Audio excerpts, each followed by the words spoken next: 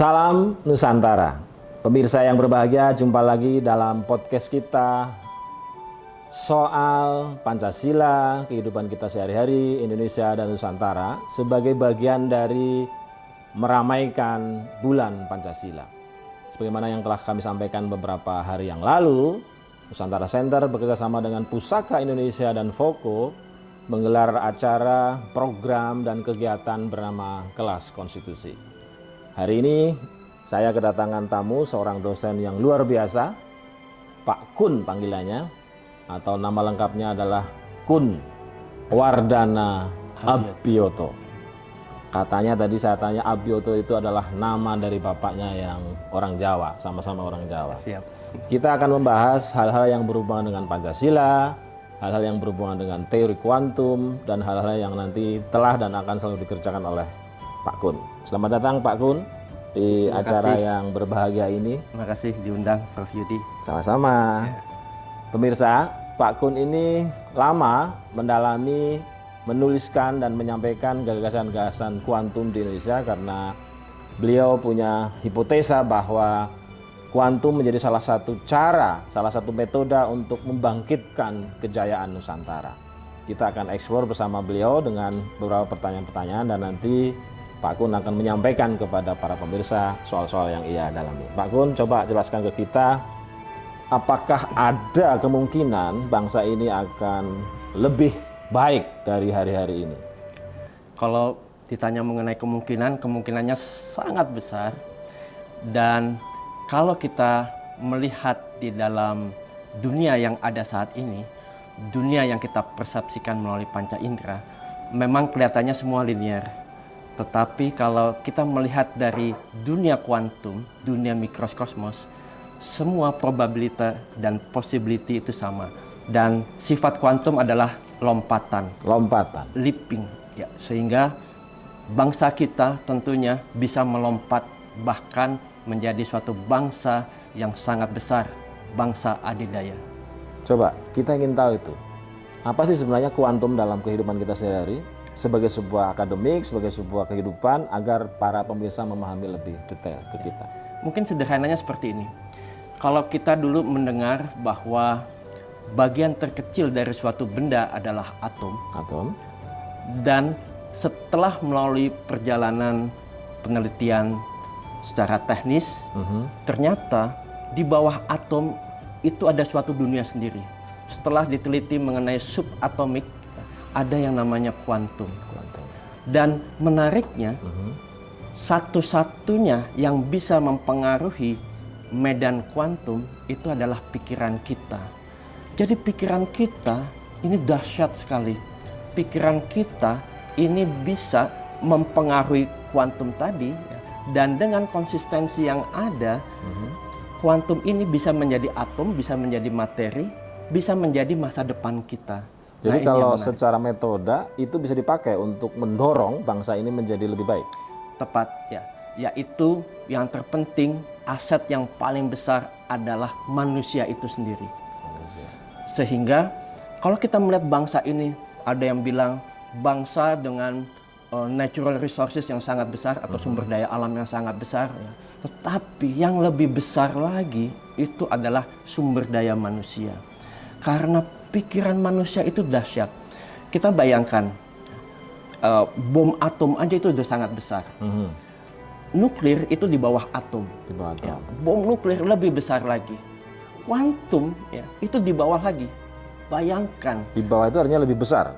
Dalam arti komponennya, subnya lagi ya. Lebih artinya kecil. Energinya lebih besar? Lebih besar, jauh lebih besar. Kalau dihitung secara matematik berapa tingkatan kebesaran kuantum itu? Ya, jadi menurut para peneliti ini sangat menarik. Hanya sebesar 1 cm kubik, sebesar kristal gula. Kristal gula? Energinya mampu memberikan energi bagi bangsa Indonesia khususnya jutaan tahun energi. Jutaannya berapa kali itu, Pak? 4. Ya. Juta kali 4 berarti jutaan tahun. triliun. Betul. itu hanya 1 cm3 terbayang dahsyatnya energi yang ada di level kuantum. Maka dari itu bila kita bisa manfaatkan pikiran manusia kita dengan vibrasi yang tepat, dengan frekuensi yang tepat, dan kalau jumlahnya ini bisa besar, ya, kita bayangkan betapa dahsyatnya energi yang ada di kuantum itu, dan ini menjadi cikal bakal realita masa depan bangsa Indonesia. Coba gini Pak Gon, jelaskan ke kita step-stepnya bagaimana itu. Misalnya pertama apa yang harus dilakukan, kedua, ketiga, keempat, sehingga gagasan kuantum sebagai metode memajukan Indonesia itu bisa merealitas. Betul. Jadi yang utama itu adalah bagaimana kita bisa menyamakan vibrasi. Jadi di antara manusia ini harus disamakan dulu vibrasinya. Betul. Ya. Oke. Artinya pemikiran manusia atau masyarakat Indonesia ini perlu dilakukan pemahaman yang benar, dan sebetulnya nafas Pancasila bila diterapkan secara optimal itu sudah memberikan vibrasi yang sangat besar. Dan apalagi ya, bila sila ketiga ya kita jalankan, yaitu persatuan ya, berbasis kemanusiaan ini, bahwa kita semua sama-sama manusia, apakah itu sukunya berbeda, agamanya berbeda, etnisnya berbeda, ya. Tetapi kita mendasari pada bahwa kita adalah human, semuanya human, kita bersatu secara, apalagi berbasis sila pertama secara spiritual, yang disebut sebagai persaudaraan spiritual, kita bersatu bersama. Ini vibrasinya tadi bisa bayangkan, satu orang saja sudah dahsyat. Apalagi beberapa dikali orang. Kita ada 275 juta penduduk Indonesia, kita bisa bayangkan, kita bisa menyalip semua negara adidaya, kita bisa menjadi negara yang sangat besar. Itu kenapa tidak ada di sekolah-sekolah formal pengetahuan soal kuantum ini, padahal kan sangat bagus. Ya, emang saya sangat menyayangkan ya, karena kuantum itu sendiri sudah ada sejak tahun 30-an. Oh, sudah lama sebenarnya. Sudah lama sebetulnya. Dan semua gadget yang kita miliki, komputer kita, laptop kita, handphone kita, nggak akan bisa saat ini bisa diproduksi kalau tidak terbukanya mekanika kuantum. Ya. GPS kita, ya, kenapa bisa juga menggunakan pola-pola mekanika kuantum. Nah, ini yang kita sayangkan, bahwa kalau ini diajarkan sebaik mungkin di kurikulum pendidikan di Indonesia, ini luar biasa. Kenapa itu tidak diajarkan sekarang? Saya melihatnya bahwa ini memang harus dipicu ya. Jadi mekanika kuantum ini harus dipicu sedemikian sehingga sejak dari awal, bahkan sejak dari kecil, ini sudah diarahkan bahwa kita perlu berpikir kreatif, berpikir bukan lagi linear, berpikir melompat, sehingga ya, masyarakat Indonesia bisa tadi menyambut, menyongsong keemasan bagi bangsa Indonesia. Jadi sepertinya ada pihak-pihak tertentu yang tidak ingin kita melompat, sehingga metode kuantum ini tidak berkembang, tidak dikembangkan, tidak diajarkan, begitu? Saya belum bisa menyimpulkan itu ya, tapi memang ke depannya ya, kita bisa ya, melakukan berbagai transformasi, ya, transformasi pemikiran. Kita coba lihat satu pendekatan ini, pendekatan kuantum. Karena begitu kuantum ini dijalankan oleh berbagai negara, kita lihat negara Amerika, negara Cina, bahkan India, Eropa, ini semua sangat maju, sangat pesat, bahkan kecepatan teknologinya, the rapid change of the technology, kita lihat ya, ini dahsyat banget ya, dahsyat banget. Mulai dari pemikiran ke Mars, kemudian mulai bagaimana bisa menanamkan chips di dalam tubuh kita, atau teknologi nanonya segala macam, ini membuka, merefill, sehingga teknologi sangat cepat. Dan kita mengharapkan bahwa pemerintah Indonesia ini juga bisa menerapkan teknologi-teknologi atau ya terbaru, apalagi ini dengan pembukaan mekanika kuantum ini luar biasa. Kalau menurut Pak Kun, problemnya di mana sehingga ilmu ini, ilmu yang bagus ini, ilmu yang Anda kuasai ini tidak cepat berkembang gitu. Sebagai kalau virus kan detik A, B-nya udah sejawa gitu. Ini kenapa ilmu ini tidak banyak berkembang? Problemnya di mana itu? Tidak banyak berkembang karena kurangnya pencerahan. Jadi yang terpenting ini adalah mencerahkan. Kita perlu banyak sekali agent of change untuk memberikan pencerahan mengenai kuantum ini. Nah, ini menarik Pak Kun. Kelas kita itu salah satu targetnya kan mencerahkan peserta. Dan kemarin ketika Pak Kun datang di acara kelas kita itu, saya melihat sendiri teman-teman itu antusias dan merasa mendapatkan pengetahuan baru. Kalau Pak Kun ditantang, misalnya menteri datang nih, Pak Kun, aku beri tugas padamu untuk ceramah di seluruh kampus gitu, Anda bersedia? Siap ya. Gitu ya. Siap ya. Karena saya melihat pendekatan kuantum ini sangat menarik. Mungkin saya mau mengambil contoh ya. Saya dulu waktu masih kecil, saya kuliah usia 12 tahun. 12. Ya. 12 tahun kuliah ya? Saya 12 tahun kuliah. Orang tua saya melihatnya dia walaupun waktu itu memang belum mengetahui mengenai apa itu kuantum dan lain-lain, tetapi begitu saya melihat sekarang polanya sama. Digunakan pola kuantum dan menghasilkan saya saat ini. Dan saya menerapkan ke anak saya, dua-duanya saya menerapkan pola yang sama ke anak saya. Dan hasilnya anak saya bahkan 2 kali lebih dahsyat daripada apa yang saya capai. Jadi artinya sebetulnya semua itu bisa asal kita punya satu set protokol. Jadi ini yang dilakukan, maka akan jadi. Ya. Jadi kita udah ada protokolnya. Coba dalam konteks mendidik anak menggunakan protokol kuantum, coba yang sudah dilaksanakan aja, misalnya dari mulai hamil sampai umur sekarang berapa anaknya? Ya, anak saya udah 23, 24. Let's say dari 0 sampai 23 apa yang Anda kerjakan dengan kuantum kepada eksperimen anak Anda ini? Ini menarik ini. Menarik banget ya. Jadi kata kunci terpenting itu adalah 0 sampai 7 tahun. 0 sampai 7 tahun. Ya. 0 sampai 7 tahun ini adalah the golden age ya. Di mana mereka ini menuliskan program di dalam alam bawah sadar atau subconsciousness. Yes. Ya. Jadi kita berusaha membuat anak kita ini selalu riang tanpa adanya ketakutan. Kalau anak takut, kita takut-takuti. Misalnya mau ke kolam renang misalnya di sini ada kolam renang. Anak udah mulai merangkak ke sana. Jangan. Ya. Dia udah punya fear. Ya. Padahal sebetulnya dia bisa berenang. Ya. Tetapi kita bilang jangan, kita takut-takuti. Ya.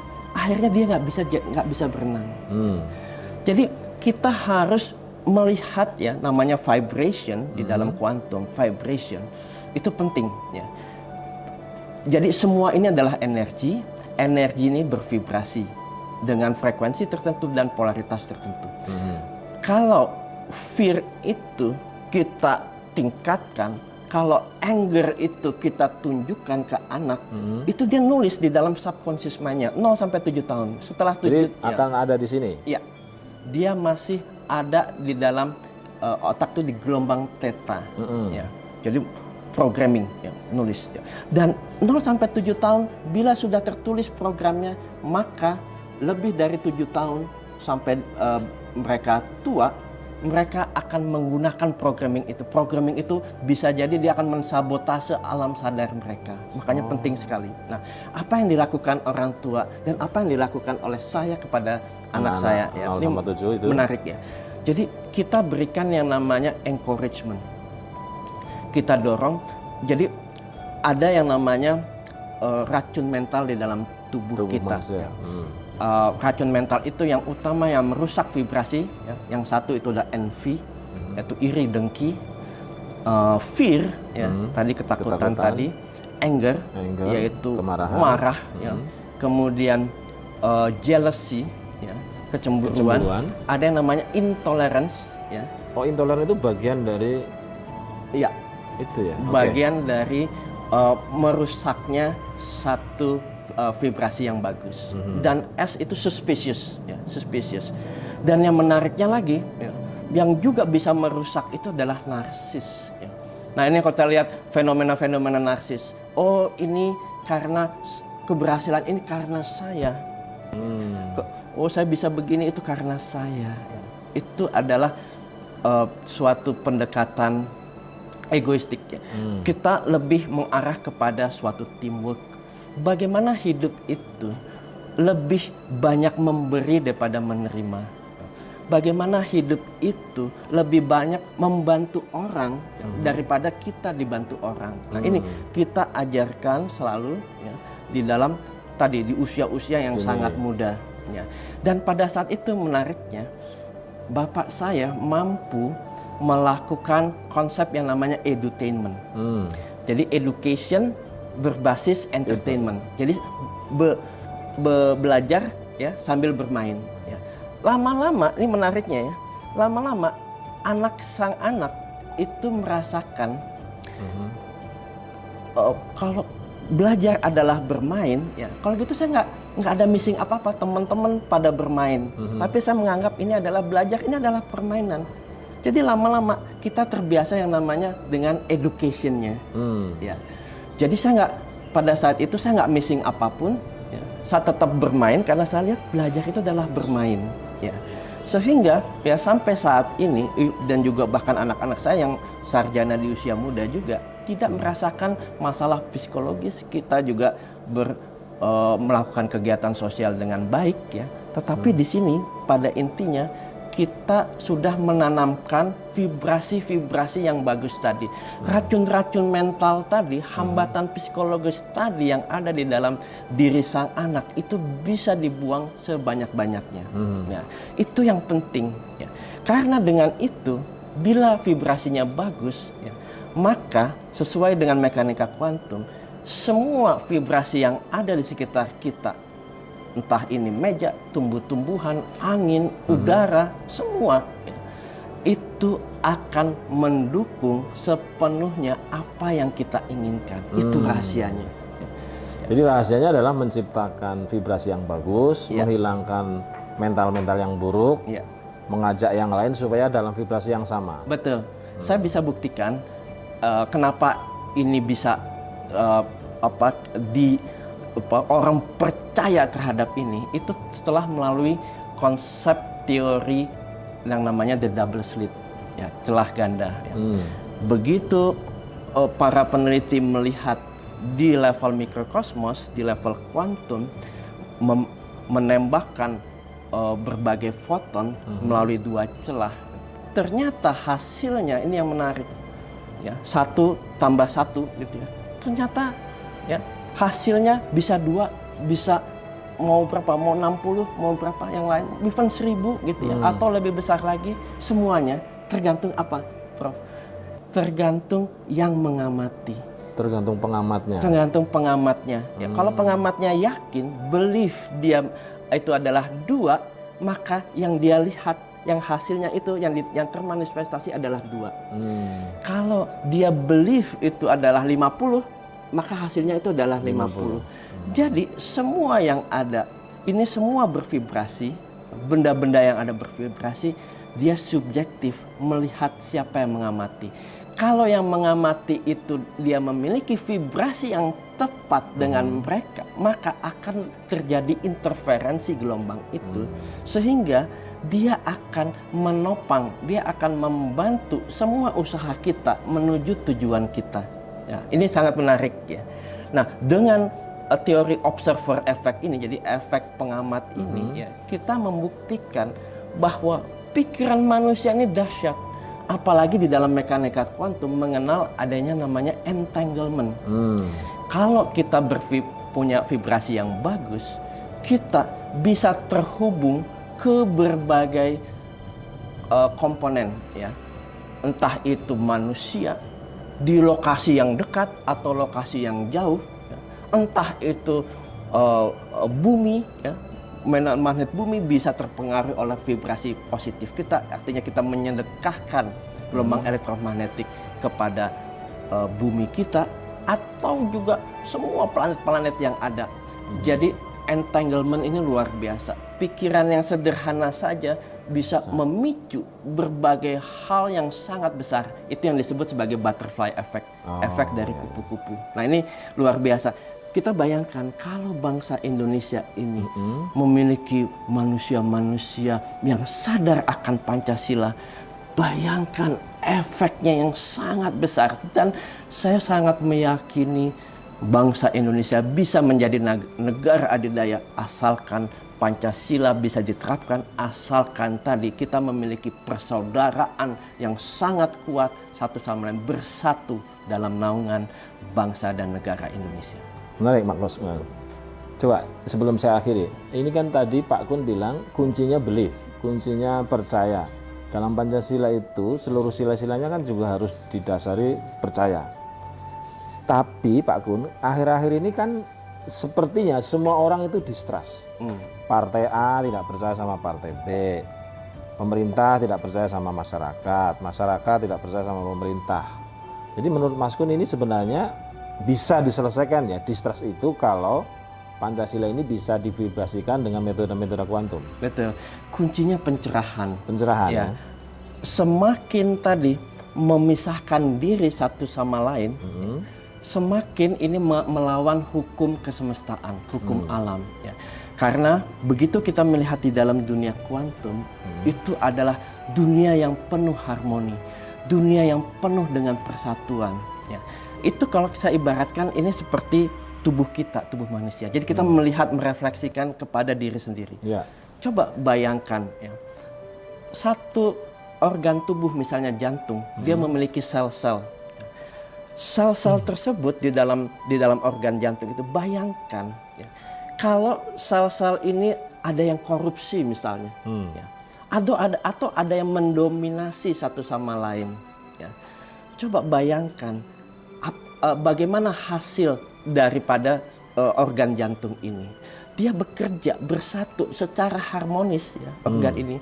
Dan begitu dia menjadi organ jantung juga bersinergi harmonis terhadap organ-organ yang lain.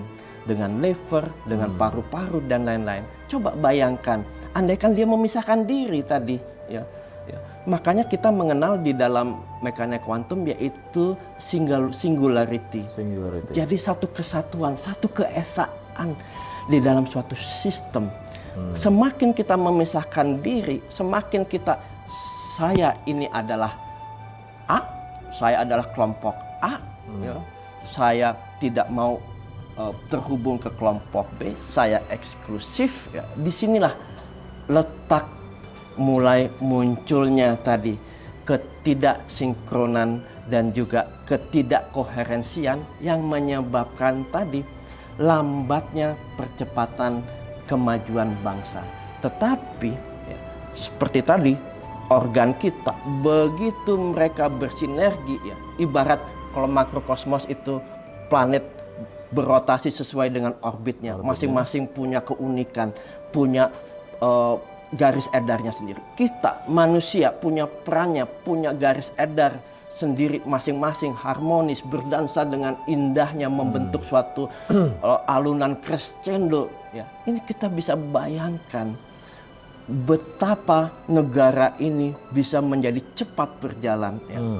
Tadi kuncinya adalah nafas Pancasila. Nafas Pancasila. Ya, untuk itu sekali lagi kami sangat senang bila memang nanti dibutuhkan pencerahan mengenai hal ini, kami siap. Karena undang-undang penciptaan alam semesta ternyata sama dengan filosofi Pancasila. Satu vibrasi. Ya. Sehingga kalau itu sama, bisa dibayangkan ini ibaratnya alam semesta ini mengatakan siap komandan, siap komandan. Anda mau apa? Siap Prof Yudi. Ya, siap. Kami akan, alam semesta ini akan bergerak untuk mendukung semua yang akan menjalankan nafas Pancasila ini. Demikian, Pak. Ya, satu penjelasan yang sangat menarik, teman-teman pemirsa yang saya cintai. Pak Kun dengan sangat optimis mengajak kita untuk menumbuhkan terus belief, menumbuhkan terus persamaan, kesamaan tujuan, optimis mencapai banyak hal, dan dia juga mengajak kita belajar soal-soal yang bersifat kuantum, soal-soal yang bersifat teoritikal, tapi intinya adalah kita di Nusantara Center, di Foko, di Pustaka Indonesia itu juga sedang mempelajari dan mencapai hal-hal itu berdasarkan pendekatan-pendekatan spiritual dan metarasional. Saya kira itu nanti bisa dikombin dan kita bisa sampaikan ke banyak orang, termasuk juga keinginan nanti kami-kami ke daerah-daerah, ke kampus-kampus, ke kelompok-kelompok lain. Pemirsa, sampai hari ini kita sudah menyelesaikan beberapa podcast, tetapi akan terus berlanjut dengan pencerahan-pencerahan yang lain. Terima kasih, sampai ketemu pada podcast berikutnya. Salam Nusantara. Salam sejahtera.